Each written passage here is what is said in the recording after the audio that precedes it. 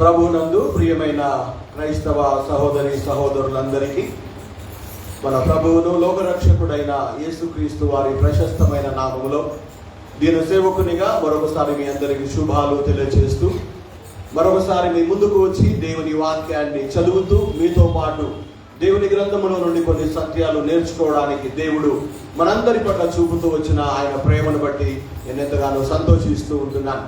ప్రత్యేకంగా నేను వాక్య పరిచయలోకి వెళ్ళక ముందు రేపటి రోజుకు ఒక ప్రాముఖ్యమైన గుర్తింపు ఉంది. ఎవరైనా చెప్పగలుగుతారా? Teachers day. Good, very good. నేను అనుకున్నాను కేసీఆర్ వస్తున్నాడని చెప్తారేమో అనుకున్నాను. రేపటి దినము ఉపాధ్యాయుల దినోత్సవం, టీచర్స్ డే. గురువులను గౌరవించుకోవడం, మనల్ని ప్రేమించి మనకు తగిన శిక్షణ ఇచ్చి సరైనటువంటి మార్గదర్శకులుగా తీర్చిదిద్దినటువంటి మన టీచర్స్ని జ్ఞాపకం చేసుకోవడం మనకెంతో ఆశీర్వాదం. అయితే ఇక్కడ ఎందుకు ఈ మాట జ్ఞాపకం చేస్తున్నానంటే నా ప్రసంగాంశం అది కాదు, కానీ ముందు మాటలు చెప్పాలనుకుంటూ ఉన్నాను. దేవుని బిడ్డలంగా మనకు టీచర్ ఎవరు? మరి మన ఆత్మీయ జీవితాలకు టీచర్స్ ఎవరు? సండే స్కూల్ టీచర్ ఉంటారు కదా, అదేవిధంగా పాస్టర్ ఉంటాడు, డీకన్స్ ఉంటారు, స్టూవర్డ్స్ ఉంటారు.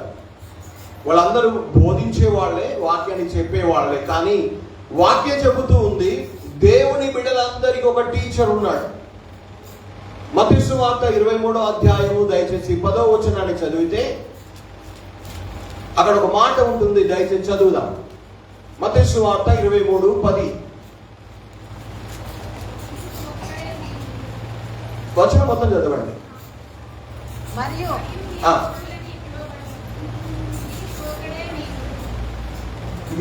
మీలో ఎవరును గురువులని పిలువడవద్దు, క్రీస్తు ఒక్కడే మీ గురువు. వాక్యం బోధించే బోధకుడు, పాస్టర్ గారు, వాక్యం చెప్పేటువంటి వ్యక్తులు, విశ్వాసులు కూడా వాక్యాన్ని చెబుతారు. కానీ మన గురువు ఒక్కడే, ఆయన యేసుక్రీస్తు వారు. అదే మత్తయి సువార్త 23వ అధ్యాయము 8వ వచనము చూస్తే మీరు బోధకులని పిలువబడవద్దు, ఒక్కడే మీ బోధకుడు. అంటే మన ఆత్మీయ జీవితాలకు బోధించేవాడు, శిక్షణ ఇచ్చేవాడు, మనకు నేర్పించేవాడు యేసుక్రీస్తు ఒక్కడే. చదువు నేర్చుకునేటువంటి ఒక విద్యార్థి తన చదువులో, తన తరగతిలో చక్కని విజయాన్ని సాధించాలి అంటే టీచర్ చెప్పే పాఠాలు శ్రద్ధగా వినాలి, టీచర్ చెప్పే హోంవర్క్ చక్కగా చేయాలి, టీచర్ చెప్పే మాటలకు లోబడాలి, టీచర్ చెప్పినట్టుగా నడుచుకోవాలి. అప్పుడు మాత్రమే ఆ విద్యార్థి తన చదువులో విజయాన్ని సాధించగలడు. అదేవిధంగా మీ ఆధ్యాత్మికమైన జీవితాల్లో కూడా మీరు చక్కని విజయ సోపానాలు మీరు అధిరోహించాలి అంటే మనకు గురువుగా ఉన్నటువంటి, మనకు బోధకుడుగా ఉన్నటువంటి, మనకు నేర్పించేటువంటి యేసుక్రీస్తు యొక్క ఆజ్ఞానుసారముగా మనము జీవించడం నేర్చుకోగలిగితే ఆత్మీయ జీవితంలో మనము ఎంతో విజయవంతంగా ముందుకు కొనసాగగలుగుతామని వాక్యం ద్వారా నేను మీకు జ్ఞాపకం చేస్తా ఉంటూ ఉన్నాను. ప్రత్యేకంగా ఈ సమయంలో యేసుక్రీస్తు వారు చెప్పిన ఒక మాట కూడా జ్ఞాపకం చేయాలనుకుంటూ ఉన్నాను. మత్తయి సువార్త 11:29 అంటాడు, నా యొద్ద మీరు నేర్చుకునండి అంటాడు. ఎవరి దగ్గర? యేసుక్రీస్తు దగ్గర మనం నేర్చుకునే వారంగా ఉండాలి. అంటే మనం అందరం కూడా ఆయన విద్యార్థులమై మనం జీవించడం నేర్చుకోవాలి. ఈ గురువు మరి అనగా టీచర్స్ ని గౌరవించుకునేటువంటి ఈ యొక్క సమయంలో వస్తుందా సందర్భంలో, సమయంలో మనము యేసుక్రీస్తు వారిని మన గురువుగా, మన బోధకునిగా అంగీకరించి ఆయన ఆజ్ఞానుసారంగా జీవిస్తూ ఆయన విద్యార్థులముగా జీవించగలిగే ఆ అనుభవాన్ని పరిశుద్ధాత్మ దేవుడు మనందరికీ అనుగ్రహించునుగాక. మరి వాక్యములకు వెళ్ళిపోదాం. లోకంలో ఎన్నో రకాల జంతువులు ఉన్నాయి, ఎన్నో రకాల పక్షులు ఉన్నాయి. ఎన్నో రకాల జీవరాశులు ఉన్నాయి. అదేవిధంగా రకరకాల మనుషులు కూడా ఉన్నారు. కానీ మనకు కంటికి కనిపించేటువంటి ఆ జంతువులలో, పశువులలో, ముఖ్యంగా చతుష్పాద అనగా 4 కాళ్ళు కలిగి జీవించేటువంటి జంతువులలో మానవ జాతికి ఎంతో ప్రయోజనకరమైనటువంటి పశువు, జంతువు ఏదైనా ఉంది అంటే ఏమంటారు? ఎద్దు కదా. ఎద్దు, ఆవు మానవ జాతికి ఎంతో ప్రయోజనకరమైన పశువులుగా అవి పేరుగాంచినాయి. సహజంగా సాధారణంగా ఎద్దులను వృషభములు అని పిలుస్తారు. గ్రాంథికమైన భాషలో వాటిని వృక్షములు అని కూడా అంటారు. అనాది కాలం నుండి కూడా ఈ పశువులను లేదా ఈ గోవులను లేకపోతే ఈ ఎడ్లను, ఆవులను పెంచుకుంటూ పోషించుకుంటూ పశు సంపద కలిగిన వారై ఐశ్వర్యవంతులుగా పిలువబడుతూ ఉండేవారు పూర్వకాలంలో. ఎవరి దగ్గర పశువులు విస్తారంగా ఉంటాయో, ఎవరి దగ్గర పశు సంపద ఎక్కువగా ఉంటుందో వారిని చాలా ఐశ్వర్యవంతులుగా పిలిచేవారు పూర్వకాలంలో. ఈ ముఖ్యంగా ఈ ఆవుల ద్వారా లేకపోతే ఈ ఎడ్ల ద్వారా మరి పశువుల సంపద ద్వారా అనేకమైన మేళ్లను కూడా మనుషులు పొందుతూ ఉండేవాళ్ళు. ఇప్పుడు చాలా తక్కువైపోయాయి. పెంచే వాళ్ళు తక్కువ అయ్యారు, కొన్ని వాటిని మేపే వాళ్ళు కూడా తక్కువైపోయారు. రాను రాను అవి అంతరించిపోతాయేమో నాకు తెలియదు. ముఖ్యంగా గ్రామాల్లో ఈ ఎద్దులను లేకపోతే ఈ పశువులను వ్యవసాయం కొరకు ఎక్కువగా వాడుతూ ఉండేవాడు. ఇప్పటికీ కొంతమంది కొన్ని చోట్ల వాడుతూ ఉండడం చూస్తూ ఉన్నాం. ముఖ్యంగా వీటి పేడను కూడా పిడకలు చేసి వంట చెరుకుగా వాడుతారు. ముఖ్యంగా ఈ ఎడ్ల యొక్క మాంసం అది శ్రేష్టమైన మాంసముగా ప్రపంచంలో భావించే వాళ్ళు ఉన్నారు, ముఖ్యంగా భుజించే వాళ్ళు ఉన్నారు. ఈ యొక్క గోమాంసాన్ని, ముఖ్యంగా ఎడ్ల మాంసాన్ని మరి ఎగుమతి చేసేటువంటి పెద్ద పెద్ద కంపెనీలు కూడా ప్రపంచవ్యాప్తంగా ఉంటూ ఉన్నాయి. ముఖ్యంగా ఈ ఎడ్లు, ఈ గోవులు, ఈ పశువులు చనిపోయిన తర్వాత కూడా అవి మానవులకు ఉపయోగపడతాయి. ఎట్లంటే వాటి చర్మాన్ని తీసి చెప్పులు కుట్టిస్తారు, అదేవిధంగా రకరకాల చర్మపు వస్తువులు చేస్తారు. వ్యాపారానికి కూడా ఈ ఎడ్లు పనికి వస్తూ ఉంటాయి. ఇవి చాలా బలమైనటువంటి పశువులు, అదేవిధంగా శ్రేష్టమైన పశువులు గనుక కొన్ని దేశాల్లో, ముఖ్యంగా మన భారతదేశంలో ఈ గోవులను లేకపోతే ఈ గో సంతానాన్ని, ఈ ఎడ్లను, ఆవులను పూజించే వాళ్ళు ఉన్నారు. వేరే దేశాల్లో కూడా పూజించే వాళ్ళు ఉన్నారు. వాటిని సంరక్షించే వాళ్ళు కూడా ఉన్నారు. దాన్ని బట్టి కూడా నేను దేవుని నామానికి వందనాలు చెల్లిస్తూ ఉంటున్నా. ఈ రోజున నా అంశం ఏంటంటే ఎద్దు జీవితంలో నుండి మనం నేర్చుకునే పాఠాలు. దేవుడు ఈ సృష్టి అంతా కలగజేశాడు. ఆకాశ పక్షులను చూడండి అన్నాడు. కోడి ద్వారా, పక్షుల ద్వారా మాట్లాడాడు, సృష్టి ద్వారా మాట్లాడుతాడు. ఈ రోజున ఎద్దు నుండి మనం నేర్చుకునే ఆత్మీయ పాఠాలు బైబిల్లో ఏమైనా ఉన్నాయా? ఉంటే ఏమేమి ఉన్నాయి, ఏ విషయాలు ఉన్నాయి? ఈ రోజున ఒక 4 లేదా 5 విషయాలు ఎద్దు జీవితమును మన ముందు పెట్టుకొని కొన్ని సత్యాలు నేర్చుకోవడానికి ప్రయత్నం చేద్దాం. రండి, నాతో పాటు బైబిల్ గ్రంథాలు తెరిచి మొదటిగా యెషయా గ్రంథము 1వ అధ్యాయము 3వ వచనాన్ని మనం చదువుదాం. ఎద్దు తన కామందును ఎరుగును, గాడిద తన సొంత వాని దొడ్డి తెలుసుకొనును. ఇశ్రాయేలు ప్రజలకు తెలివి లేదు, నా జనులు యోచింపరు అని అక్కడ దేవుడు మాట్లాడిన మాట ప్రవక్త అయిన యెషయా ద్వారా దేవుడు రాయించాడు. ఇక్కడ ఎద్దు గురించి మనం ఇక్కడ చూస్తూ ఉన్నాం. ఎద్దు ఎలాంటిది అంటే ఎద్దు తన యజమానుని ఎరిగినదై ఉంటుంది. ఎద్దుకు తన యజమానుడు ఎవరో తెలుసు, ఎద్దుకు తనను ప్రేమించేవాడెవరో తెలుసు, ఎద్దుకు తన నాయకుడు ఎవరో తెలుసు, ఎద్దుకు తనను పోషించేవాడు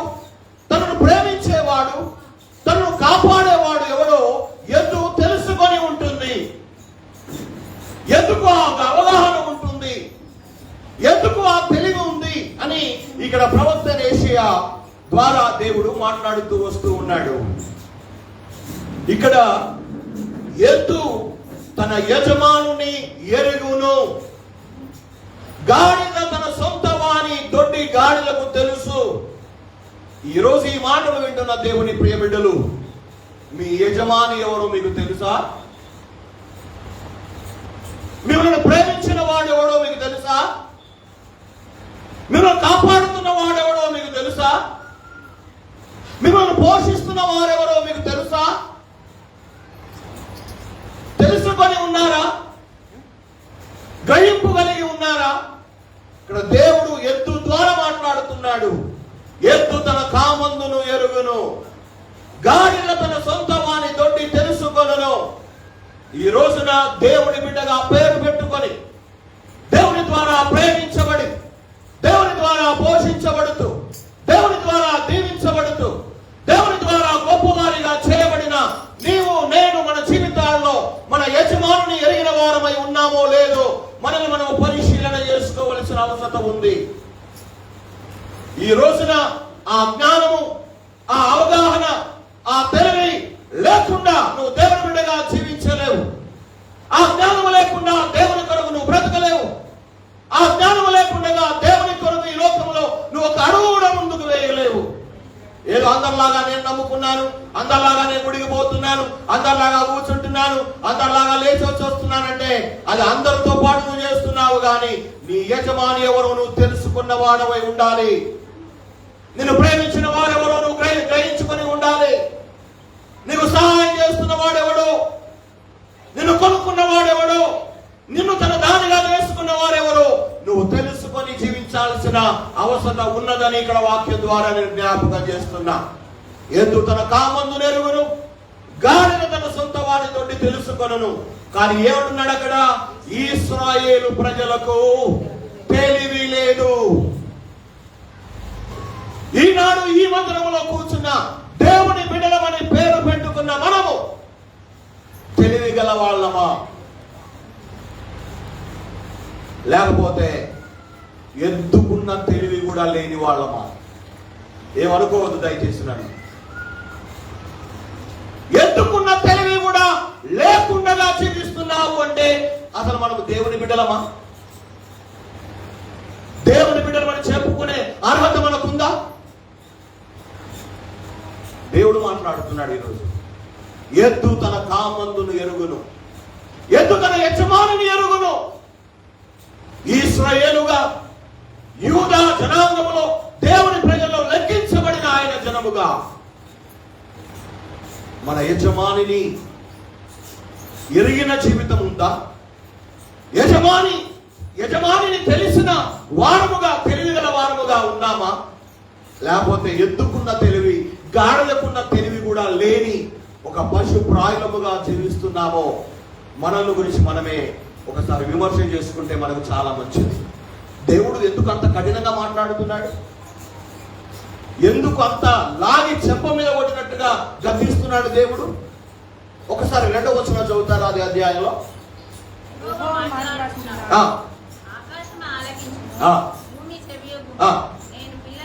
నేను పిల్లలను పెంచి గొప్పవారిగా చేసి ఉన్నారు, వారు నా మీద తిరగబడ్డారు. అంటే ఎవరి గురించి మాట్లాడుతున్నాడు ఇక్కడ?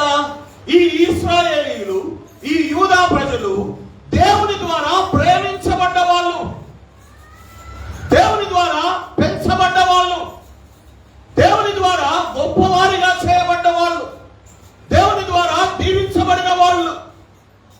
కానీ ఏమైంది? పిల్లల స్థాయి నుండి పెంచబడిన స్థాయికి వచ్చారు, పెంచబడిన స్థాయి నుండి గొప్ప స్థాయికి వచ్చారు, దీవించబడిన స్థాయిలోకి వచ్చారు, ఉన్నతమైన స్థాయిలోకి వచ్చారు, అన్ని రకాలుగా ఆశీర్వదింపబడ్డారు.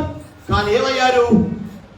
దేవుని మీదే ఎవరైతే కన్నారో, ఎవరైతే పెంచారో, ఎవరైతే పెద్ద చేశారో, ఎవరైతే గొప్పవారిగా తీర్చిదిద్దారో, ఎవరైతే ఉన్నతమైన స్థాయికి మనం తీసుకొచ్చారో ఆ దేవుని మీదే తిరుగుబాటు చేసి ఆ దేవుని విద్య వ్యతిరేకంగా జీవిస్తూ ఎద్దుకున్న తెలివి లేని వారుగా, గాడిదకున్న తెలివి లేని వారుగా, అధ్వానమైన వారిగా మారిపోయినట్టుగా దేవుడు ఇక్కడ మాట్లాడుతున్నాడు.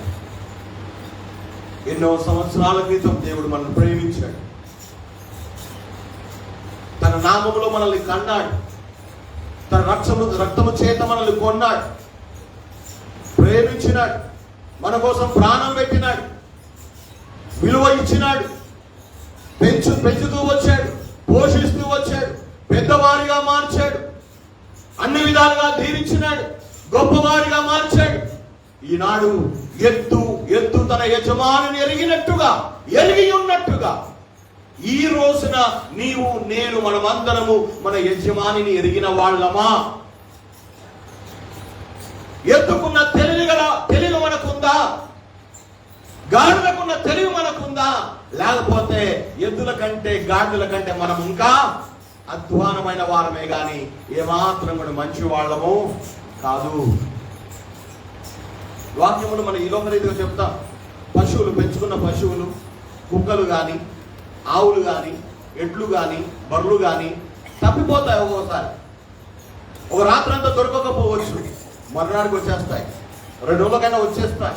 ఎందుకో తెలుసా? ఎద్దుకు తన యజమాని ఎవరో తెలుసు.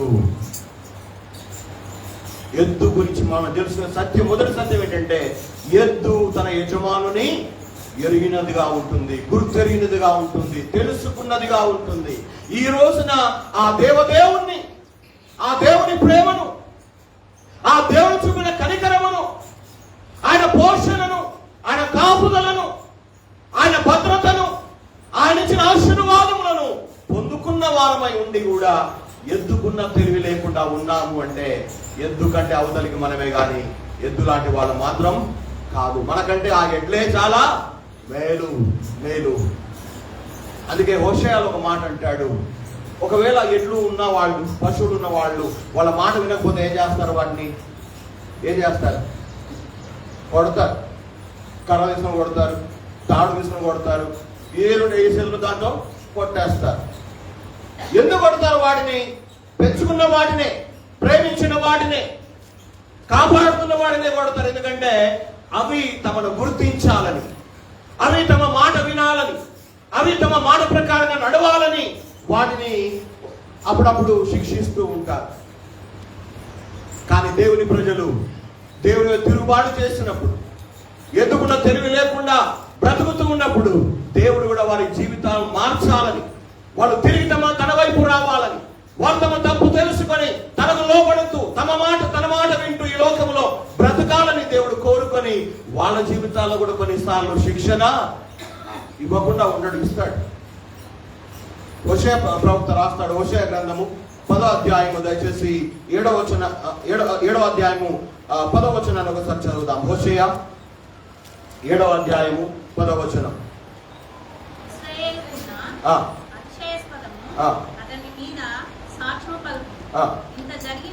ఇంత జరిగినను వారు తమ దేవుడైన యెహోవా యొద్దకు తిరగాక ఉన్నారు అని అంటున్నాడు. కొన్నిసార్లు నీ జీవితాన్ని మార్చాలని, ఎత్తుకున్న తెలివి కంటే నీ తెలివి బాగుండాలని, తన మీద నువ్వు తిరుగుబాటు చేయవద్దని, నీవు తనకు లోబడాలని, నీవు దేవుని మాట వినాలని దేవుడు కొన్నిసార్లు నీ జీవితంలో శ్రమలను, బాధలను, కష్టములను, శిక్షణ అనుమతించినప్పుడు నువ్వు అన్ని జరుగుతున్నప్పుడు నువ్వేం చేయాలి? నీ దేవుడని యెహోవా యొద్దకు తిరిగి రావాలి. కానీ కొంతమంది ఏం చేస్తారు? ఇంకా దూరంగా వెళుతూ ఉంటారు, వెళ్ళిపోతూ ఉంటారు. మన జీవితాల్లో, మన బ్రతుకుల్లో ఎద్దు గురించి మనం నేర్చుకునే మొదటి సత్యం, ఎద్దుకు తన యజమానుని ఎరిగినటువంటి ఒక పశువుగా ఉంది. ఈనాడు మనిషివై ఉండి దేవుని ప్రేమను అనుభవించి దేవుని కృపచేత రక్షించబడి ఆయన బిడ్డగా ఆయన ద్వారా దీవించబడి ఈనాడు ఆ ఎద్దుకున్న తెలివి, ఎద్దుకున్న జ్ఞానము లేకుండా మనం బ్రతకడం అది చాలా విచారకరమని వాక్యం ద్వారా నేను మీకు జ్ఞాపకం చేస్తూ ఉంటున్నాను. ఇది ఎద్దు నుండి నేర్చుకునే మొదటి సత్యం.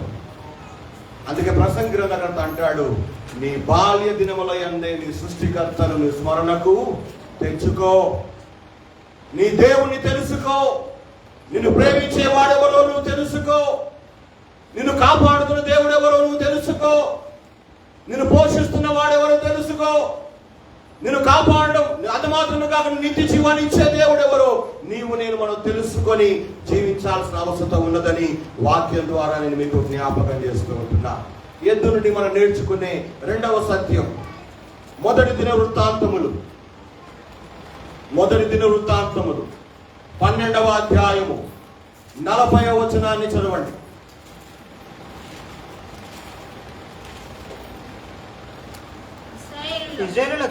ఇశ్రాయేలులకు సంతోషము కలిగి ఉండెను. ఇశ్శాఖారు జెబూలూను వారు గాడిదల మీదను ఒంటెల మీదను కంచర గాడిదల మీదను ఎద్దుల మీదను ఆహార వస్తువులైన పిండి వంటకములను అంజూరపు ఆడలను ఎండిన ద్రాక్ష పండ్లను గెలలను ద్రాక్షరసమును నూనెను గొర్రెలను పశువులను విస్తారంగా తీసుకొని వచ్చింది. ఇక్కడ ఎద్దుల గురించి ప్రస్తావన ఉంది. మొదటిగా యెషయా ప్రవక్త ప్రస్తావించాడు, ఎద్దుకు తన యజమాని ఎవరో తెలుసుకొని ఉంటుంది, గ్రహింపు కలిగి ఉంటుంది.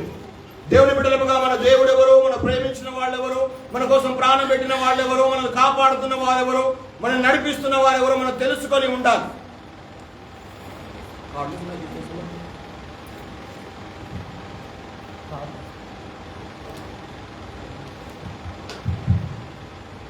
మన నాయకుడు ఎవరు, మన యజమాని ఎవరు మనం తెలుసుకొని బ్రతకాలి. రెండవదిగా మనం చూస్తున్నాము ఇక్కడ గాడిదల మీద, ఒంటెల మీద, కంచర గాడిదల మీద, ఎద్దుల మీద ఆహార వస్తువులు, పిండి వంటకాలు, అంజురపు ఆడలు, ఎండిన ద్రాక్ష గెలలు ఇవన్నీ కూడా విస్తారముగా తీసుకొని వచ్చారు అని వ్రాయబడి ఉంది. అంటే అర్థం ఏంటి? ఎద్దులు బరువులను మోస్తాయి, భారములను మోసేవిగా ఉంటాయి అని మనం ఇక్కడ చూస్తా ఉన్నాం. బహుశా ఎడ్ల మీద వేసి ఉంటారు, ఎడ్ల బండ్ల మీద వేసి ఉంటారు. ఆ ఎడ్ల బండి మీద అప్పుడప్పుడు ఈ వ్యవసాయదారులు వడ్డ సంచులు వేస్తారు. ఆ చక్రాలు కూడా పుయ్యి అన్నగానే గుంజుతూ ఉంటాయి, మోసుకొని పోతూ ఉంటాయి, లాగుతూ ఉంటాయి. ఆ బరువులను, ఆ భారములను ఎడ్లు మోసేవిగా ఉంటాయి. ఈ ఎడ్లు ఆ భారములను, ఆ బరువులను మోసుకొని వచ్చాయి గనక ఇశ్రాయేలుకు సంతోషము కలిగింది అని ఆ వచనములు మనం చదువుతూ ఉన్నాం. అంటే ఎద్దులు బరువులను మోస్తాయి, మోసేవిగా ఉంటాయి. పూర్వకాలంలో వ్యవసాయదారులు తమ వ్యవసాయానికి, దూర ప్రాంత ప్రయాణానికి, రవాణా సౌకర్యం కొరకు ఎడ్ల బండ్లను వాడుతూ ఉండేవాడు. నాకు బాగా జ్ఞాపకం, మా అనంతరావు ఇక్కడ ఉన్నాడు, చిన్నప్పుడులో మ్యారేజ్ అయింది, నాకు బాగా జ్ఞాపకం. ఎడ్ల బండి మీద కూర్చొని ప్రయాణం చేసినాం. ఈ మధ్యలో అన్ని చెట్లు ఉంటే ఆ బండ్లో కూర్చున్న వాళ్ళు ఈ మోతుకాకులను తెంపుకొని ఈస్తార్లు కుట్టేవాళ్ళు ఆ బండ్లో కూర్చొని. అంటే పాతకాలం వాళ్ళకి తెలుసు అనుకుంటా. పోయి మళ్ళా వచ్చేటప్పటికి ఇక్కడ దావత్ కోసం ఇస్తరాకులను తయారవుతుండే. అంటే ఎందుకు ఈ మాట అంటున్నానంటే ఎద్దులు వాటి మీద వేయబడ్డ బరువులను, భారములను మోస్తాయి. ఆ బరువులను ఎత్తయ్యవు, నేను ఎందుకు మోయాలి అని చెప్పవు. ఆ భారమును, ఆ బరువులను ఎడ్లు మోస్తూ ఉంటాయి. ఇప్పటికి కూడా కొన్ని చోట్ల, కొన్ని గ్రామాల్లో కలపను కానీ, అదేవిధంగా వ్యవసాయ ధాన్యాన్ని కానీ, సామాగ్రిని కానీ చేరవేయడానికి ఎడ్ల బండ్లు వాడుతూ ఉంటున్నారు. అయితే ఇక్కడ ఎందుకు జ్ఞాపకం చేస్తున్నానంటే, దేవుని ద్వారా ప్రేమించబడి, దేవుని ద్వారా ఎన్నిక చేయబడి, దేవుని ద్వారా మరి పోషించబడుతున్నటువంటి ఆయన ఎద్దులమైన మనము బుద్ధి కలిగి ఆయన పెట్టిన బరువును మనం మోసే వారంగా ఉన్నామా, మోస్తున్నామా? ఈ బరువు నాతంగా ఇది కాకపోతే అది ఇంకోటి ఎత్తుకుంటా అంటారు. కానీ దేవుడు నీ మీద, నీ కొరకు ఏ భారాన్ని నీ మీద పెట్టాడో, ఏ బరువును మోయడానికి నిన్ను ఎన్నిక చేసుకున్నాడో, ఏ భారమును లాగడానికి దేవుడు నిన్ను ఏర్పరుచుకున్నాడో, ఆ భారమును నువ్వు మోస్తున్నావా? ఆ భారాన్ని విడిచిపెట్టి పక్కకు తప్పుకుంటున్నావా? ఇక్కడ ఎద్దుల మీద, ఒంటెల మీద, గాడిదల మీద, కంచర గాడిదల మీద ఆహార వస్తువులు, అంజురపు ఆడలు, అదేవిధంగా ఎండు ద్రాక్ష గెలలు, ఇంకా నూనె, ఇవన్నీ కూడా వేసుకొని వచ్చారు. రకరకాల ఆహార వస్తువులు వేసుకొని వచ్చాయి. అన్ని బరువులు మోసుకొని వచ్చాయి. ఈ రోజున దేవుని బిడ్డగా ఉన్న నీవు నేను, నీ కొరకు దేవుడు ఏ భారం పెట్టాడో, ఏ బాధ్యత ఇచ్చాడో, ఏ పని నిమిత్తమై దేవుడిని ఏర్పరచుకున్నాడో ఆ బరువును నువ్వు మోయాల్సిందే. నువ్వు మోసుకొని జీవించాల్సిందే. మోస్తూ నువ్వు ముందుకు సాగాల్సిందే. కానీ ఆ బరువులను ఎత్తి పారేసి తప్పుకోవడానికి వీలు లేదు. ఈనాడు దేవుని బిడ్డలముగా ఎంతమంది ఆయన మన మీద పెట్టిన భారాన్ని మోసే వారంగా ఉన్నాం? ఎంతమంది మోస్తున్నాం? ఎంతమందిని తప్పించుకుంటున్నాం? నేను చాలాసార్లు చెప్తాను, ఎప్పుడో వంటలు చేసినప్పుడు అందరూ పోతారు, చెప్తే కానీ ఉండరు, చెప్పినా కొంతమంది ఉండరు. ఏదేమైనా కావచ్చు, కానీ దేవుని బిడ్డగా దేవుడు నిన్ను నన్ను ఏ భారము కొరకైతే ఎన్నుకున్నాడో, ఏ భారాన్ని నీ మీద నువ్వు మోయాలని పెట్టాడో ఆ బరువులను, ఆ భారమును మనం మోసేవారంగా ఉన్నామా? మోస్తూ మోస్తూ జారేసి, మోస్తూ మోస్తూ పక్కకు దోసేసి, మోస్తూ మోస్తూ వదిలేసిపోయే వారంగా ఉన్నామేమో ఒక్కసారి ఆలోచన చేస్తారా? దావీదు రాజుగా పరిపాలన చేస్తున్న సమయంలో యెరూషలేముకు దేవుని మందస్థానం తీసుకురావడానికి గుర్రాల బగ్గిని ఉపయోగించవచ్చు కదా, ఇంకా రకరకాల బళ్ళు కూడా ఉండొచ్చు, రథాలు ఉండొచ్చు. కానీ దావీదు దేన్ని ఏర్పాటు చేశాడు? ఎద్దుల బండిని ఏర్పాటు చేశాడు దేవుని మందస్థాన్ని తీసుకురావడానికి. ఎందుకో తెలుసా? ఎట్లు తమ మీద పెట్టిన బరువులను, తమ మీద మోపిన భారములను నిదానంగా మోస్తాయి. పరుగులెత్తవారు పరిగెత్తుతాయా? పరిగెత్తు, నిదానంగా మోసుకుంటూ వెళతాయి. భారమైన, బరువైన ఎట్లు భారాన్ని మోస్తాయి, కానీ నిదానంగా వాడి చేరాల్సిన స్థలానికి తీసుకువెళతాయి తప్ప మధ్యలో వదిలిసిపోయే ఉండవు. కానీ నాడు మనుషులముగా, దేవుని బిడ్డలముగా మన మీద పెట్టిన భారాన్ని, బరువులను తప్పుకుంటున్నాము వాటి నుండి, కానీ మోయలేని వారముగా మనం ఉంటూ ఉన్నాము. అంటే ఎద్దులు ఎంత సమయమైనా సరే, ఎంత దూరమైనా సరే భారములను, బరువులను మోస్తూ వెళుతాయి. అవి భారమును భరించే శక్తి గలవిగా ఉంటాయి. అవును, దేవుడు నాకు వాక్య పరిచయం చేసే భారాన్ని ఇచ్చాడు. కొన్నిసార్లు కొన్ని స్థలాలకు వెళ్ళి వాక్యాన్ని చెప్పే భారం ఇచ్చాడు. పాటలు పాడే భారం కొంతమందికి ఇస్తాడు. వాయిద్యాలు వాయించే భారం కొంతమందికి ఇస్తాడు. సహకరించే భారం కొంతమందికి ఇస్తాడు. బరువులు మోసే భారం కొంతమందికి ఇస్తాడు. మరి మన భారాలను మన జీవితాల్లో మనం ఎంత మట్టుకు నిదానంగా మోస్తూ ఉన్నాం? మన బాధ్యతను ఎంత మట్టుకు నెరవేర్చే ఎద్దులాగా మనం ఉన్నాం? భారమును మోసే ఎద్దులాగా ఉన్నావా, లేక భారము నుండి తప్పుకునే ఎద్దులాగా ఉన్నావా? ఒకసారి ఆలోచన మనం చేయాలి.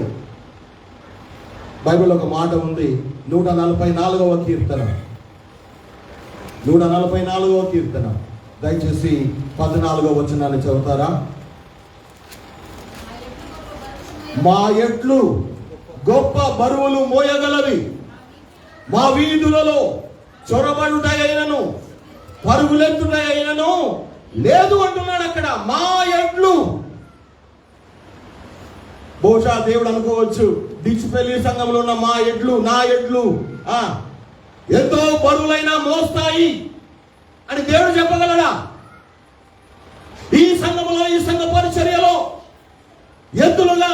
ఎడ్లుగా ఉన్నటువంటి మనము నిదానంగా వెళుతున్నామా? హడావిడిగా పరిగెత్తేసి ఆ బరువులను అటు ఇటు పక్క పారేసి తప్పుకునే వారంగా ఉంటున్నామా? ఇక్కడ అంటున్నాడు, మా ఎడ్లు గొప్ప బరువులు మోయగలవి. ఈ రోజున డిచ్పల్లి సంఘ పరిచర్యలో ఎద్దులలాగా పని చేయడానికి, భారములు మోయడానికి, భారాన్ని మోసుకొని వెళ్ళడానికి దేవుడు మనందరినీ ఏర్పాటు చేసుకున్నాడు. ఎన్ని దొంగ గొడ్లు ఉన్నాయో, ఎన్ని దొంగ ఎడ్లు ఉన్నాయి, బరువులు మోసే ఎడ్లు ఉన్నాయి, బరువులు జారేసే ఎడ్లు కూడా ఉన్నాయి. ఈ రోజున మనం ఎలాంటి ఎద్దులు నువ్వు మనం గమనించాలి, ఆలోచన చేయాలి. ఎందుకు ఈ మాట అంటున్నానంటే, గలతీ పత్రిక 6:2 కూడా అంటాడు, దేవుని పిల్లలమైన మనము కూడా ఒకరి భారములను ఒకడు భరించాలి అనే మాట వ్రాయబడి ఉంది. దేవుని బిడ్డలముగా మనం అందరము ఎడ్లము, దేవుని ఎడ్లము. బండికి 2 ఎడ్లు కడతారు. ఒక్కొక్క దానికి ఒక ఎద్దు ఉంటుంది. సపాయి బండికి ఉండేది ఒక ఎద్దు ఉండేది. 2 ఎడ్లు ఉంటాయి కొన్ని బండ్లకు. అవి సమానంగా భారాన్ని మోయాలి. దేని మీద ఒక్కటి లాగకపోయినా ఆ బరువంతా ఒక్క దాని మీద పడుతుంది. ఒకటి భారంలో ఒకడు భరించాలి అని మాట వాడబడింది అక్కడ. ఎందుకో తెలుసా? మన కోసం మన దోషములను మన దేవుడు భరించాడు.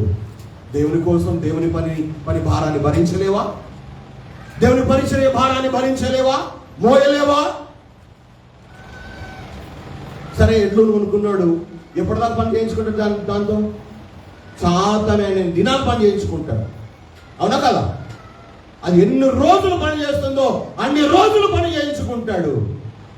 మరి నా జీవితంలో దేవుడు ప్రేమించి రక్షించుకున్న తర్వాత, ఎన్నిక చేసుకున్న తర్వాత, మన బాధ్యత అంతా తీసుకున్న తర్వాత మనం ఎన్ని రోజులు పని చేస్తాం అన్ని రోజులు పని చేయించుకోవడం దేవునికి అధికారం లేదంటారా? ఖచ్చితంగా దేవునికి అధికారం ఉంది.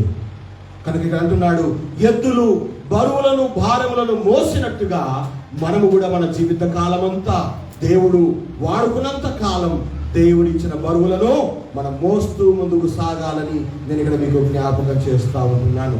ఎద్దు ద్వారా నేర్చుకునే 2వ పాఠం ఇది. మొదటి పాఠం ఏంటి? ఎద్దుకు తన యజమానుడు ఎవరో తెలివి ఉంటుంది. నీ యజమానుడు ఎవరు? నీ దేవుడు ఎవరు? ఆయన నీ కోసం ఏం చేశాడు, ఏం చేస్తూ ఉన్నాడో, ఏం చేయబోతున్నాడో అవన్నీ నువ్వు ఎరిగి ఉండాలి. ఒకవేళ తెలుసుకోకుండా ఉంటే ఎద్దు కంటే నువ్వు ఇంకా తక్కువే, పశువు కంటే హీనం. రెండవదిగా, ఎద్దులు బరువులను మోస్తూ జీవించినట్టుగా దేవుడు మనకి ఇచ్చిన భారమును బాధ్యతలను ఈ జీవిత కాలం అంతా కూడా మోస్తూ ముందుకు సాగాలి, కానీ తప్పుకొని పక్కకు వెళ్ళిపోకూడదు. మూడవదిగా, ఎద్దు నుండి మనం నేర్చుకునే సత్యం ఏమిటి? ద్వితీయోపదేశకాండం 13వ అధ్యాయం దయచేసి 3-4 వచనాలు చదివి సహాయం చేయండి. అతడు నీకు చెప్పిన సూచక క్రియ గాని, ద్వితీయోపదేశకాండము 14:3-4. నీవు హేయమైనదేది తినకూడదు. నీవు హేయమైనది ఏది తినకూడదు. తినదగిన జంతువులు మీరు తినదగిన జంతువులు ఏవనగా ఎద్దు. చాలు. దేవుడు తన ప్రజలకు తినవలసిన జంతువులు ఏమిటో, తినకూడని జంతువులు ఏమిటో, వేడిని తినాలో వేడిని తినకూడదో దేవుడు అక్కడ తెలియజేస్తున్న మాటలు అక్కడ రాయబడ్డాయి. దేవుని బిడ్డలు తినదగిన జంతువులలో మొదటి పేరు దేనికి ఉంది? మొదటి పేరు దేనికి? ఎద్దుకే ఉంది. అంటే ఎద్దు మాంసం తినవచ్చు మంచిగా. ఇందుకు చెప్పినట్టుగా ఎద్దు మాంసం చాలా శ్రేష్టం. ఎద్దు మాంసం తిన్నాడు ఎద్దులాగానే ఉంటాడు మంచిగా. మొన్న ఒక డాక్టర్ చెప్పాడు, గడ్డి ఆకువాలను తినే మేకలేమో గుట్టలు కొండలు ఎక్కుతాయట, మేకలు తిన్నోడేమో ఆసుపత్రిలో పడకలు పండుకుంటున్నాడు బెడ్ మీద. అంటే మంచి శ్రేష్టమైన ఆహారం ఏదన్నట్టు? మటన్ చికెన్ కాదు, ఆకుకూరలే శ్రేష్టం. కానీ ఇక్కడ వాడు ఉన్నాడు, తినదగిన జంతువులు, పవిత్రమైన జంతువుల ఆ యొక్క దాని ఏమంటారు లిస్ట్ లో, జాబితాలో మొదటి పేరు ఎద్దుది. అంటే ఎద్దు పరిశుద్ధమైన పవిత్రమైన జంతువుగా లెక్కించబడింది. ఎందుకు ఎద్దును దేవుడు తినదగిన పవిత్రమైన జంతువు జాబితాలో చేర్చాడు అంటే, కింద మనం చూస్తాం చదవని తర్వాత, దాని గిట్టలు, దాని డెక్కలు చీలి ఉంటాయి. రెండవదిగా, ఎద్దు నెమరు వేస్తుంది.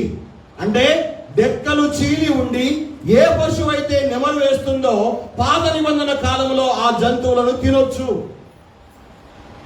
డెక్కలు చీలి ఉండి కూడా నెమరు వేయని జంతువు తినకూడదు. ఏదైనా ఉందా జంతువు అలా? ఏది? ప్రభు చెప్తున్నాడు, పంది. దాని డెక్కలు చీలి ఉంటాయి కానీ అది నెమరు వేయదు. దాన్ని తినకూడదని పాత నిబంధన కాలంలో చెప్పబడింది. కానీ వాక్యంలో నేను ఎందుకు జ్ఞాపకం చేస్తున్నానంటే, ఎద్దులు 2 డెక్కలు కలిగి నెమరు వేసే జంతువు గనుక దేవుడు దాన్ని పరిశుద్ధమైన పవిత్రమైన జంతువుల జాబితాలో చేర్చాడు. ఈ సత్యం మన జీవితాలకే అన్వయించుకోవచ్చు. ఒకప్పుడు మనం పవిత్రులం కాదు, పరిశుద్ధులం కాదు, మనం కూడా అపవిత్రులమే, మనము హేయమైన జాబితాలో ఉండేవాళ్ళం. కానీ విరిగి నలిగిన మనస్సు అనేటువంటి మన హృదయాన్ని దేవుడు బద్దలుగా చేసి రెండు డెక్కలుగా చీల్చి పశ్చాత్తాపము కన్నీరుతో మన పాపాన్ని ఒప్పుకున్న తర్వాత దేవుడి రక్తములో మనం కడిగి పరిశుద్ధులుగా నీతిమంతులుగా తీర్చి పరిశుద్ధుల జాబితాలో చేర్చాడు. హల్లెలూయా. ఈనాడు మనం అపవిత్రులము కాదు, మన పరిశుద్ధులము. మనము హేయమైన వారము కాదు, ఈనాడు మనము ముట్టుకోదగిన వాళ్ళం, దేవునికి సంబంధించిన వాళ్ళం.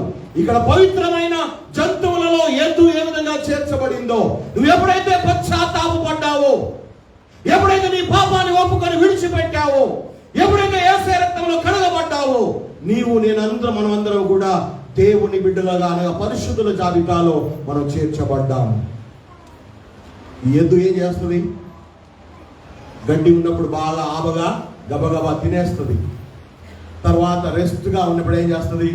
నెమరు వేస్తుంది. ఆ తిన్న ఆహారాన్ని, కడుపులో ఉన్న ఆహారాన్ని మళ్ళీ నోట్లోకి తెచ్చుకొని చాలాసేపు నమిలి నమిలి నమిలి నెమరు వేసి నురుగొచ్చేంత వరకు నమిలి మళ్ళీ ఆహారాన్ని లోపలికి మింగేస్తా ఉంటుంది. అంటే మూడవదిగా ఎద్దులను నేర్చుకునే సత్యం ఏంటంటే, నువ్వు రక్షించబడిన వాడవై పరిశుద్ధుల జాబితాలో చేర్చబడ్డ వాడవు గనుక నువ్వు దేవుడు నీకు బోధించే బోధ, నువ్వు వినేటువంటి దేవుని వాక్యం, నువ్వు వింటున్నటువంటి దేవుని ఉపదేశాన్ని నువ్వు వినేటప్పుడు వినాలి, చదివేటప్పుడు చదవాలి, హృదయంలో భద్రపరుచుకోవాలి. ఇంటికి పోయిన తర్వాత మటను చికెన్ వండుకొని బాగా తినేసి గుర్రు పెట్టి నిద్రపోవాలా? కాదు. ఆ విన్న వాక్యాన్ని, చదివిన వాక్యాన్ని, నీ హృదయంలో భద్రపరుచుకున్న వాక్యాన్ని ఎద్దు ఏ విధంగా నెమరు వేస్తుందో నువ్వు ఆ విన్న చదివిన ఆ వాక్యాన్ని నువ్వు ధ్యానం చేయాలి. we should meditate the word. దేవుని వాక్యాన్ని ధ్యానించాలి. కొంతమంది కేవలం వినేవాళ్ళుగా ఉంటారు, అంతే, నెమరు వేయరుగా. కొంతమంది చదువుతూ ఉంటారు, ఒక బుక్ చదివినట్టుగా, నావెల్ చదివినట్టుగా, న్యూస్ పేపర్ చదివినట్టుగా బైబిల్ చదువుతూ పోతూ ఉంటారు. No use. ఆత్మీయంగా నువ్వు బలం పొందాలి అంటే నువ్వు చదువుతున్న వాక్యాన్ని, నువ్వు వింటున్న దేవుని ఉపదేశాన్ని, నీ హృదయంలో భద్రపరుచుకున్న దేవుని యొక్క సత్యాన్ని నువ్వు మాటి మాటికి ఏం చేయాలి? నెమరు వేయాలి.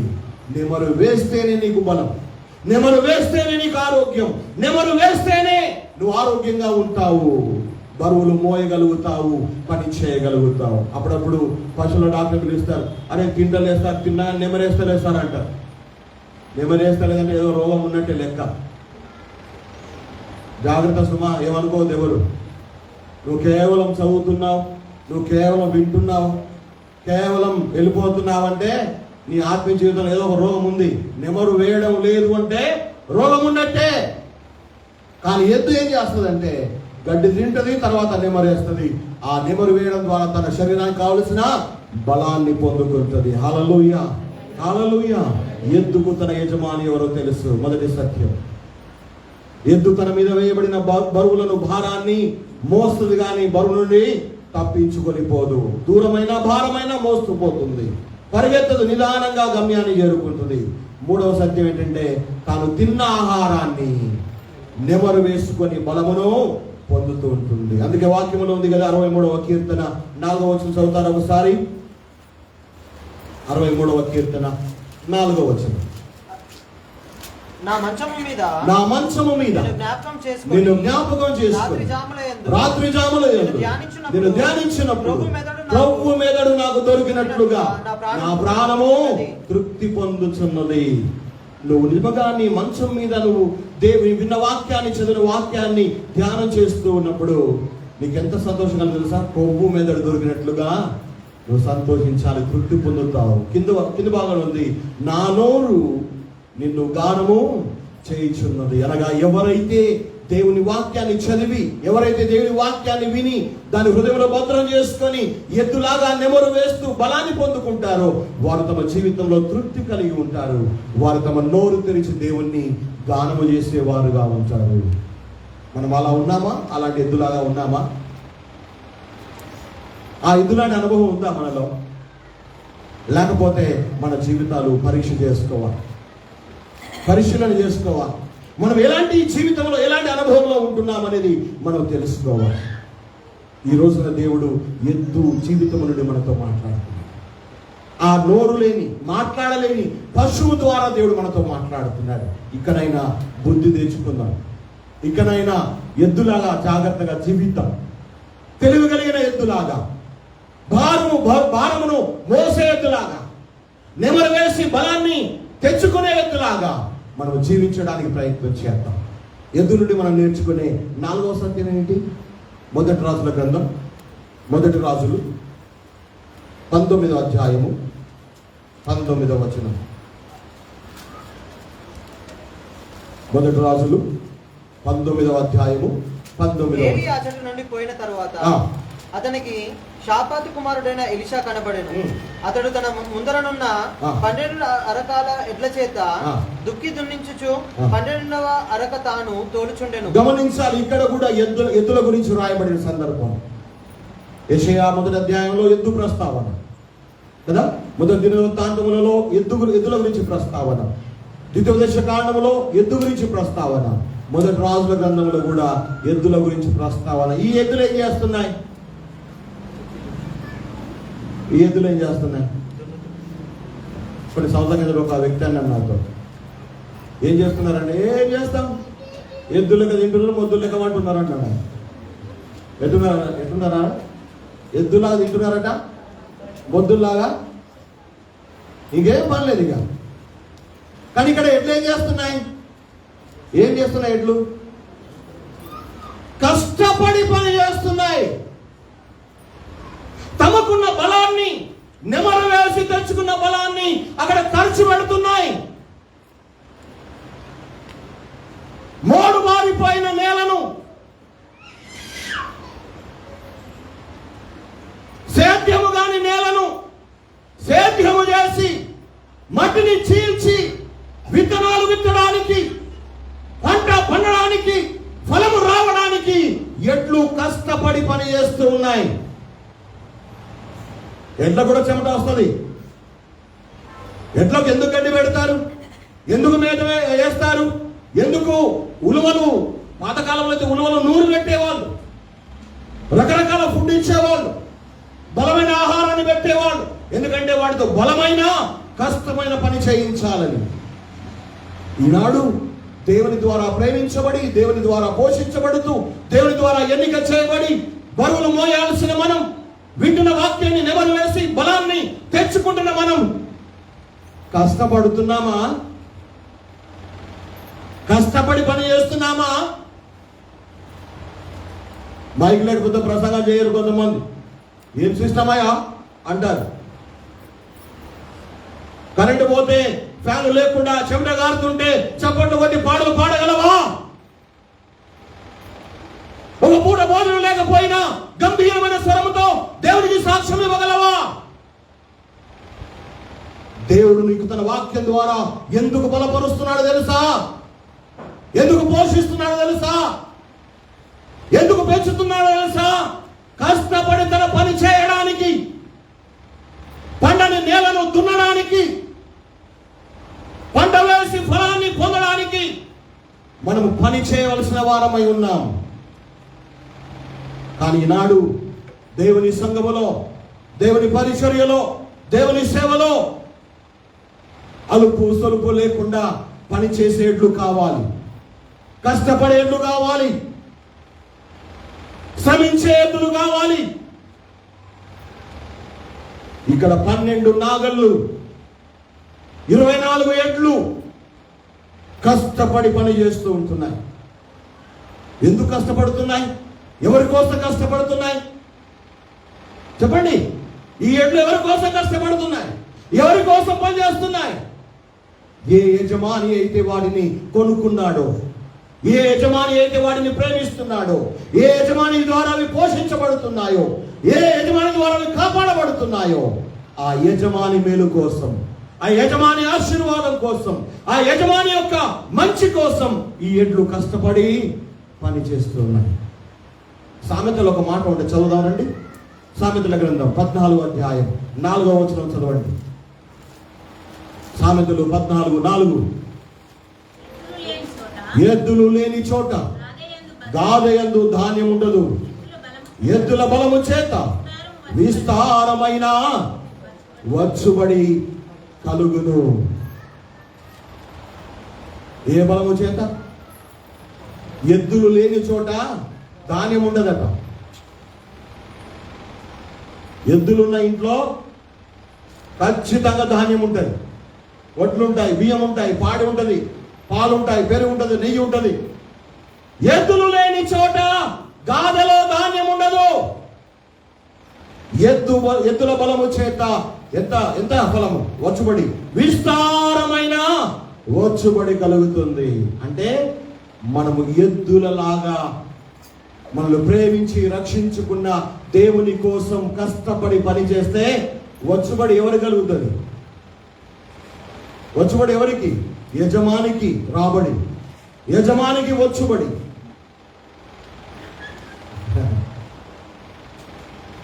కొంతమంది చెప్తారు, అందరూ దశంభాగం ఇవ్వాలి అందరూ. ఎవరికి ఇస్తారు? వాళ్ళకేం తక్కువ అయింది, దేవుడికి ఇస్తాం, మాకేం తక్కువ కాల. నువ్వు వినంత మాత్రాన్ని దేవుడు మాకు వచ్చేది ఏమో ఆపడు, ఎక్కడైనా ఆపుతాడు, ఎక్కడి నుంచైనా ఇస్తాడు. కానీ ఎద్దులు ఉన్న చోట విస్తారమైన వచ్చుబడి ఉంటుంది. అయితే ఈ సంఘం అనే పొలములో దేవుని ద్వారా ప్రేమించబడి, దేవుని ద్వారా కాపాడబడుతూ, దేవుని ద్వారా పెంచబడుతూ, దేవుని ద్వారా పోషించబడుతూ, దేవుని ద్వారా గొప్ప చేయబడుతున్న నీవు నేను మనముంటున్న ఈ స్థలంలో దేవునికి ఏమైనా వచ్చుబడి ఉందా? దేవునికి ఏమైనా రాబడి కలుగుతుందా? పోయేదే ఉన్నది కానీ వచ్చేదేం లేదంటే ఏం చేస్తాం? ఆ పని చేయకుండా ఉండడమే మంచిది. అవునా కదా? అవునా కదా? ఎద్దులు ఉన్న చోట ఎద్దుల బలము చేత విస్తారమైన వచ్చుబడి కలుగుతుంది. అంటే మన యజమానికి మంచి వచ్చుబడి మనం తీసుకురావాలి కానీ, మంచి రాబడి తెచ్చే వాళ్ళంగా ఉండాలి కానీ నష్టము చేకూర్చే వాళ్ళంగా మనం ఉండొద్దు. అవునా? అవును. వ్యవసాయం ఎందుకు కష్టపడతాడండి? నేల ఎందుకు దున్నుతాడు? నారెందుకు పోస్తాడు? నాటెందుకు వేస్తాడు? నీళ్ళు ఎందుకు కడతాడు? ఎరువులు ఎందుకు వేస్తాడు? కలుపులు ఎందుకు తీస్తాడు? ఎందుకు చేస్తాడు ఇవన్నీ కష్టపడి? ఒక్క సంచి విత్తనం వేస్తే 50 సంచులు పండాలన్న ఆశ, ఆలోచన, విస్తారమైన దిగుబడి రావాలని కోరుకుంటాడు. దేవుడు కోరికలు మన తప్పేమైనా ఉందా? నీ ద్వారా నా ద్వారా మనమందరం దేవుని ఎద్దులమైతే దేవునికి ఏమైనా లాభం ఉందా? దేవుని సంఘానికి ఏమైనా లాభం ఉందా? దేవుని పరిచర్యకి ఏమైనా ఉపయోగం ఉందా? ఒకవేళ నీ ద్వారా నా ద్వారా దేవునికి ఏ లాభము కలగడం లేదు అంటే అసలు మనం నిజమైన ఎద్దులం కానే కాదు, కష్టపడే ఎద్దులం కాదు, కష్టపడే ఎద్దులం కాదు. ఏదో అనామత్ పైన ఉండేటువంటి ఎద్దులమే కానీ చూపుకు మాత్రం మంచుకుంటాం కదా. తిండికి మెండు పనికి లండు అంటారు కొంతమంది కదా. తిండికి తిమ్మరాదులట, పనికి సోమరిపోతులమ్మా. చాలాసార్లు కష్టపడి పని చేసేట్టులాగా లేము. రెండో ఆదివారం ఇక్కడ ముగించుకొని శుద్ధపల్లి వాక్యం చెప్పి మళ్ళీ వరుసకొండ పోయి వాక్యం చెప్పాలి. మేము తినేసరికి 4:30-5 అవుతుంది. 3 ఆదివారం వరిని పోవాలి, అక్కడ తినేసరికి 3:30-4 అవుతుంది. కడుపులో ఆకలి అవుతా ఉంటుంది. మొన్న మేము 3 పోయాం, ఆకలి అవుతుంది. అప్పటికే మల్లపూర్ గంటల స్వీట్ కార్న్ ఉడకబెట్టి అమ్ముతున్నారు. 3 తీసుకొని తినుకుంటూ పోయాం కారులో. మళ్ళీ 3:30-4 గంటలకు అన్నం పెట్టారు మాకు. ఎందుకో తెలుసా? కష్టపడే ఎద్దులు దేవుడు కావాలని కోరుతా ఉన్నాడు. చెమట కార్చి పని చేసే ఎద్దులు కావాలని దేవుడు ఆశపడుతున్నాడు. పాటలు పాడే ఎద్దుగా ఉన్నావా? పాడు. వాయిద్యాలు వాయించే ఎద్దుగా ఉంచాడా? వాయించు. సహకరించే ఎద్దుగా నియమించాడా? సహకరిస్తూ పో. దేవుని భారాన్ని మోసే ఎద్దుగా ఉంచాడా? భారాన్ని మోస్తూ వెళ్ళు. దేవునికి లాభం కలగజేయాలి, దేవునికి రాబడి తెచ్చిపెట్టాలి, దేవునికి సంపాదించి పెట్టాలి. నీ ద్వారా నా ద్వారా సంపాదన దేవునికి రావాలి. నీ ద్వారా నా ద్వారా ఏమి లాభము లేదు అంటే ఎద్దునేం చేస్తాడు వ్యవసాయదారుడు? చెప్పండి ఎవరైనా. ఒకరు చూస్తాడు, 1 నెల చూస్తాడు, 3 నెలలు చూస్తాడు, 6 నెలలు చూస్తాడు, 1 ఏడాది చూస్తాడు. ఈ అమ్మాయి ఇది తింటుంది కానీ పని చేస్తాడు కదా, ఇది మొండికేస్తుంది అని చెప్పి ఏం చేస్తాడు? అమ్మాయిని అమ్మేస్తాడు, లేకపోతే ఓడి కొనకపోతే కట్టుకొనకైనా కట్టబెడతాడు. వాడు కోసి పారేసి అమ్మేస్తాడు. దేవుని బిడ్డలో జ్ఞాపకం చేస్తున్నా, ఇన్ని సంవత్సరాలుగా, ఇన్ని రోజులుగా దేవుని సంఘంలో ఉంటూ, దేవుని ద్వారా ప్రేమించబడుతూ, దేవుని ద్వారా పోషించబడుతూ, గొప్పవారిగా చేయబడుతూ, దేవునికి, దేవుని పరిచర్యకు ప్రయోజనం లేకుండా, ఏ వచ్చుబడి లేకుండా ఉంటే దేవుడు చూసి చూసి సైతాను గాడికి అమ్మేస్తాడు. వాడు కోసి కూర వండుకొని తింటాడు. జాగ్రత్త. మన బ్రతుకులు అలా కాకముందే, అలాంటి బ్రతుకు మనం పొందకముందే కళ్ళు తెరవండి, జాగ్రత్త పడండి. యేసుక్రీస్తు రాకడ తొందరలో ఉంది. మన జీవితాలు ఎప్పుడో తెలియదు, ఆయన రాకడ ఎప్పుడో తెలియదు. ఎద్దు ఒక వ్యక్తి కొనుక్కున్నాడు అంటే సచ్చేదాకా వాని కోసం పని చేస్తుంది. పని చేసి చచ్చిపోతుంది, పని చేస్తూనే చచ్చిపోతుంది. ఈ రోజున మనం దేవుని ఎద్దులమైతే కొంతకాలం పని చేసి కొంతకాలం పని చేయకుండా కాదు, కొనలు పాడి కొనలు పాడకుండా ఉండడం కాదు. నువ్వు నేను చచ్చిపోయేదాకా, ఊపిరి ఆగిపోయేదాకా దేవునికి లాభమే కలిగించాలి కానీ నష్టమే మాత్రం కలిగించడం దేవుడు ఇష్టపడడు. చూస్తూ ఊరుకోడని వాక్యం ద్వారా నేను జ్ఞాపకం చేస్తుంటున్నా. ఎద్దులు కష్టపడే విషయంలో ఎప్పుడు విసుగు చెందవు. విసుగు చెందాయా? 3 పూటలు తింటున్నామే, విసుగెందుకు రావడంలా? ఒక ఆదివారం వచ్చి వాక్యం వినడానికే విసుక, పాటలు పాడడానికే విసుక, సాక్ష్యం చెప్పడానికి విసుగు, పని చేయడానికి విసుగు. ఎప్పుడన్నా నాకు రెస్ట్ కావాలని ఎద్దులను చూసారా? నడవకపోతే ముళ్ళు కట్టబెట్టి పొడిచి మరీ నడిపిస్తూ ఉంటాడే. దేవుడు అలా చేయడం లేదు ఇంకా నీకు? అలా చేస్తే నాకు చూస్తా అంటావా? అది నీ ఇష్టం, నేను దాన్ని కాదన్నాను. ఎద్దుల ద్వారా దేవుడు మనతో మాట్లాడుతున్నాడు. ఎద్దుకు తన యజమాని తెలుసు. ఎద్దు తన మీద పెట్టిన భారాన్ని మోస్తుందే కానీ బరువును ఎత్తయ్యదు. ఎద్దు పవిత్రమైన జంతువులు లెక్కించబడింది. ఎందుకంటే డెక్కలు చీలి ఉంటాయి, నెమరు వేస్తుంది. ఈ రోజున మనం కూడా అపవిత్రమైన వారమే కానీ విరిగి నలిగిన హృదయం గల వారుగా దేవుడు మార్చి, పశ్చాత్తాపాన్ని చూసి, కన్నీటిని చూసి తన రక్తంలో కడిగి పవిత్రులుగా, పరిశుద్ధులుగా చేర్చాడు.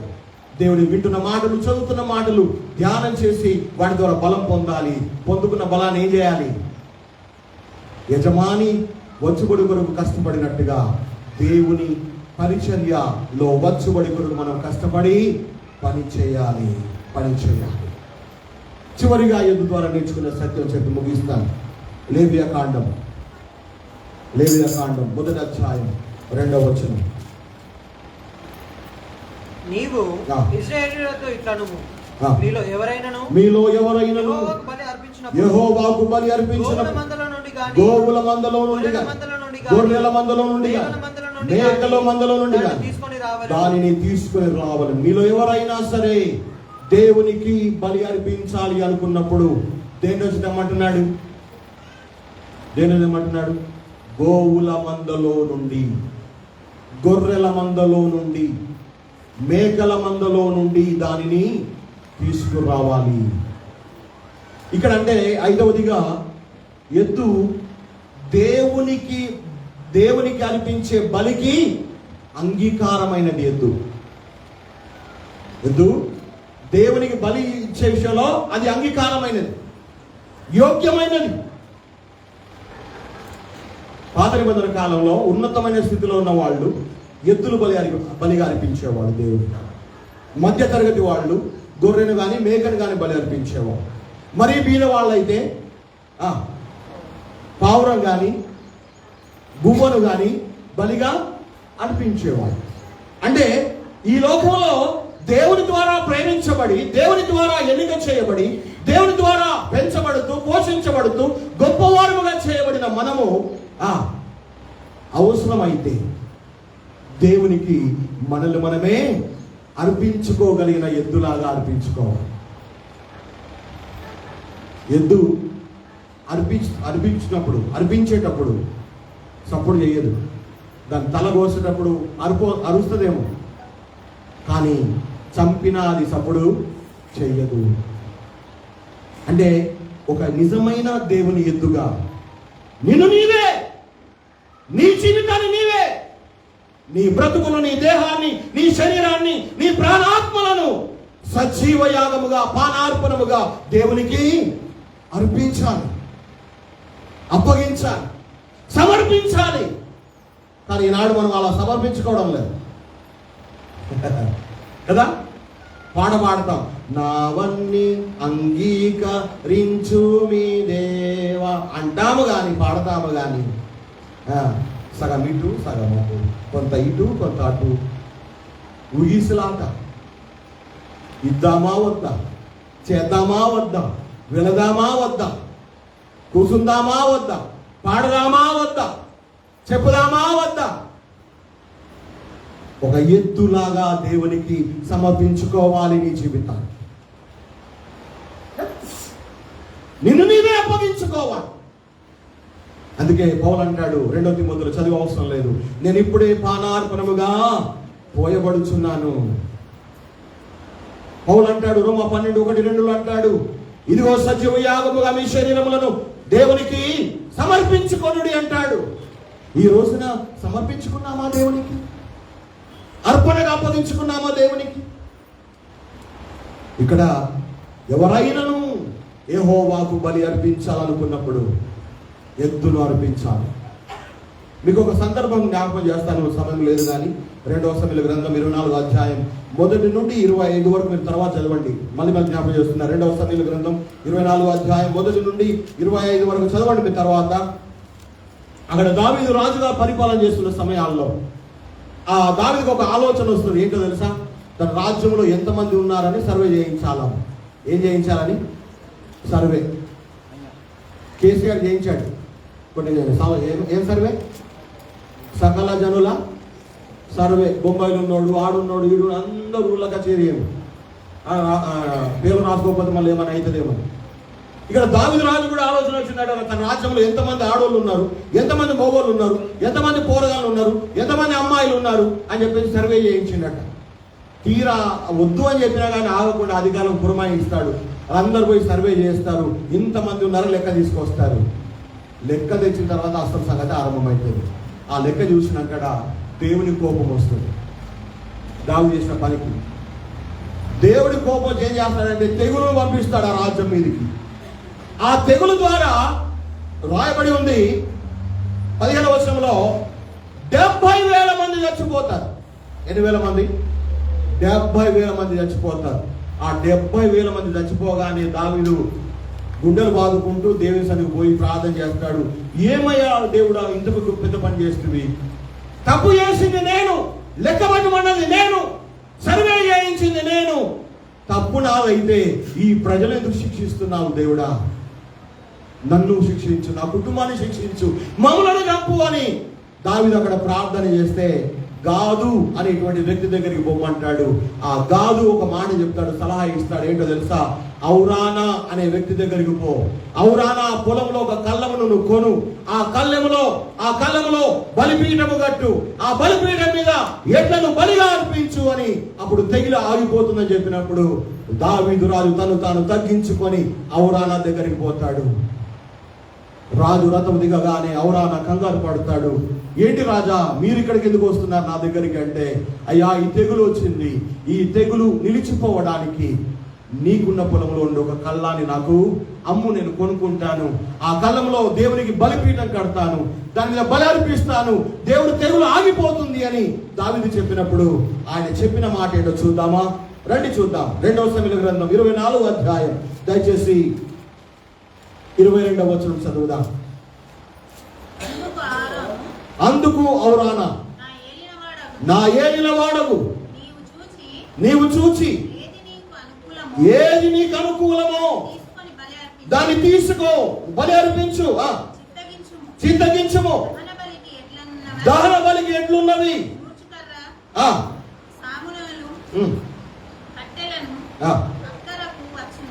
గమనించండి, ఔరానా ఏమంటున్నాడు తెలుసా? మీరు రావడం చాలా అన్నట్టు బలికి ఎడ్లు ఉన్నాయి, కట్టెలు కూడా ఉన్నాయి, ఇంకెందుకు ఆలస్యం? అవురానా దేవుని కోపము ఆగిపోవడానికి, తెగులు నిలిచిపోవడానికి తన దగ్గర ఉన్న ఎడ్లను బలికిచ్చేశాడు. హల్లెలూయా, హల్లెలూయా. ఈ రోజున నీ మీద మండుతున్న దేవుని కోపం ఆగడానికి, నీ కుటుంబం మీద మండుతున్న దేవుని కోపం ఆగడానికి, నీ బిడ్డల మీదకి వచ్చేటువంటి తెగులు నిలిచిపోవడానికి ఒక ఎద్దులాగా నిన్ను నీవు అర్పించుకోగలవా? సంఘములో, సంఘ పరిచర్యలో దేవుని కోపం మండుతూ ఉండగా దేవుని కోపం ఆగిపోవడానికి ఒక ఎడ్లలాగా అర్పించుకోవడానికి, అప్పగించుకోవడానికి సిద్ధమా? అవురానా సిద్ధపడ్డాడు. తన కళ్ళాన్ని ఇచ్చాడు, తన ఎడ్లని ఇచ్చాడు, కట్టెలని ఇచ్చాడు. దేవుని కోపం నిలిచిపోవాలి, తెగులు ఆగిపోవాలి అనేది ఏకైక లక్ష్యం అవురానకుంది. ఈరోజు మన బిడ్డలు పాడవుతున్నా, మన సంఘం పాడవుతున్నా, తోటి విశ్వాసులు కూలిపోతున్నా, మన విశ్వాసం దిగజారిపోతున్నా, చలనము లేని వారముగా, ఉలుకు పలుకు లేని వారంగా నిమ్మలంగా ఉంటున్నాము తప్ప, ప్రభువా నీ కోపం ఆగాలి, నీ తెగులు ఆగాలి, మా జీవితాలు బాగు కావాలి అని మనల్ని మనమే అర్పించుకునే ఎద్దులాగా లేము. ఇంకెప్పుడు అర్పించుకుంటావు? ఎప్పుడు అప్పగించుకుంటావు? ఎప్పుడు నీ జీవితాన్ని సమర్పిస్తావు?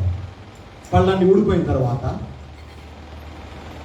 కంటి చూపు తగ్గిపోయిన తర్వాత, చేతికర పట్టుకున్నప్పుడు గుడికి వస్తావా? అప్పుడు దేవుని నమ్ముతావా? అప్పుడు దేవునికి అప్పగించుకుంటావా నీ జీవితాన్ని? ఎందుకు ఆ జీవితం? ఎందుకు ఆ బ్రతుకు దేవునికి?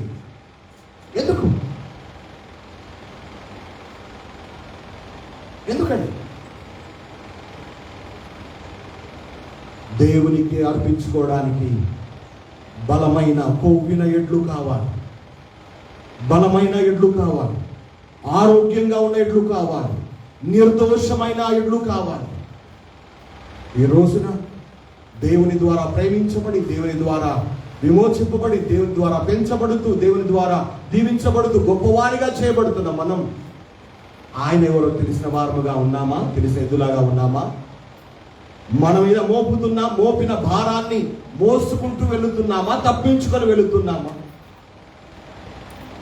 దేవుని బిడ్డలముగా దేవుడు వినిపిస్తున్న ఉపదేశాన్ని, వాక్యాన్ని హృదయంలో దాచుకొని నిమరు వేస్తూ బలాన్ని తెచ్చుకుని ఎద్దులాగా ఉన్నామా? విన్న వాక్యాన్ని ఇక్కడే గేట్ అవతలే వదిలిపెట్టేసి పోయే వారంగా ఉన్నామా? ఎట్లా బలం వస్తుంది? మరి ఎట్లా బలం వస్తుంది? వింటున్నావు కానీ అర్థం చేసుకుంటలేవు, వింటున్నావు కానీ లోపల భద్రం చేసుకోవట్లేదు, వింటున్నావు కానీ నెమరు వేస్తలేవు. నీకు ఆరోగ్యం ఎట్లా ఉంటుంది? ఆత్మీయ బలం ఎలా ఉంటుంది? ఎక్కడి నుంచి వస్తుంది? బైబిల్ పట్టుకొని వస్తే రాదు, బైబిల్ తలకెత్తి పెట్టుకొని పడుకుంటే రాదు బలం. విన్న వాక్యాన్ని భద్రపరుచుకో, భద్రపరిచిన వాక్యాన్ని నెమరువై. బలం ఎలా రాదో చూద్దాం. అంతా బలమైంది, మంచిగా బలంగా ఉన్నాం కానీ కష్టపడేది లేదు. ఇందులో చెప్పినాడు, ఎద్దులాగా తినడం, మొద్దులాగా పండడం.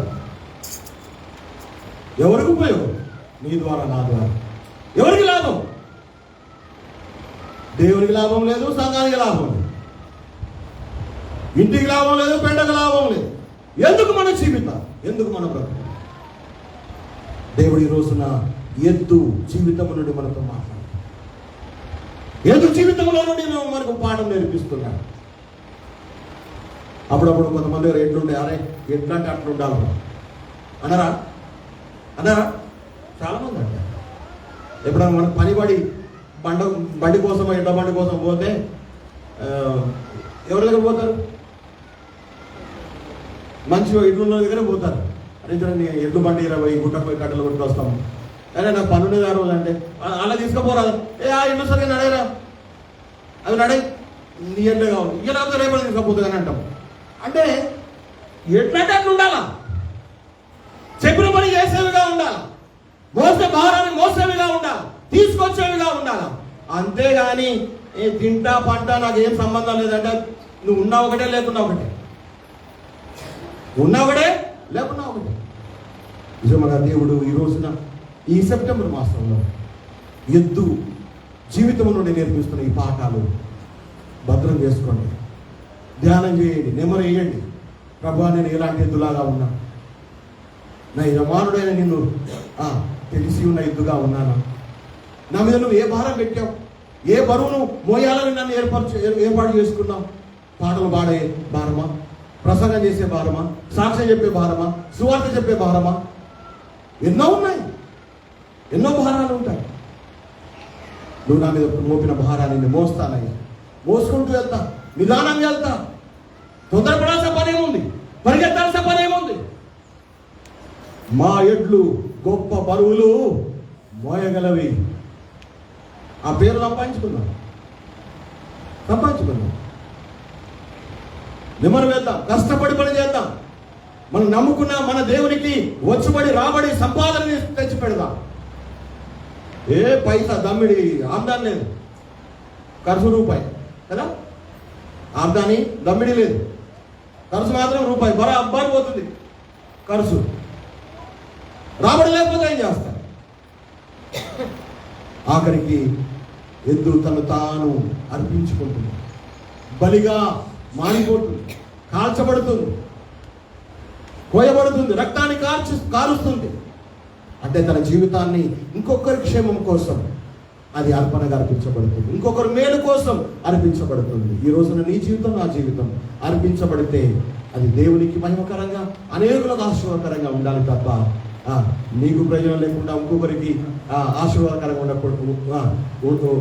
ఉండకుండా ఉంటే మన జీవితాలు మంచి జీవితాలు కావు, సరైన జీవితాలు కావు.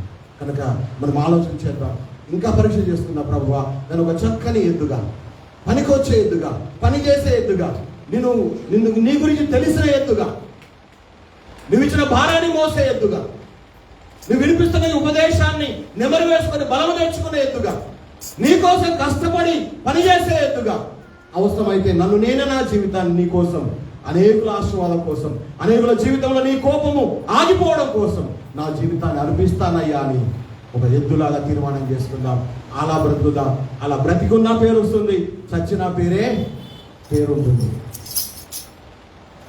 బ్రతికున్న పేరు ఉండాలి, చచ్చిన పేరు ఉండాలి. అది నిజమైన దేవుని బిడ్డగా ఉండేటువంటి సాక్ష్యం. ఈ రోజున మన జీవితాలకు ఆ అర్థము, ఆ పరమార్థము, అలాంటి జీవితము, అలాంటి అనుభవం పరిశుద్ధాత్మ దేవుడు మనందరికీ దయచేయాలని కోరుకుంటూ నా చిన్న మాటలు ముగిస్తున్న వాక్యాన్ని మన వినికిడిలో దీవించి ఆశీర్వదించును గాక. ఆమేన్.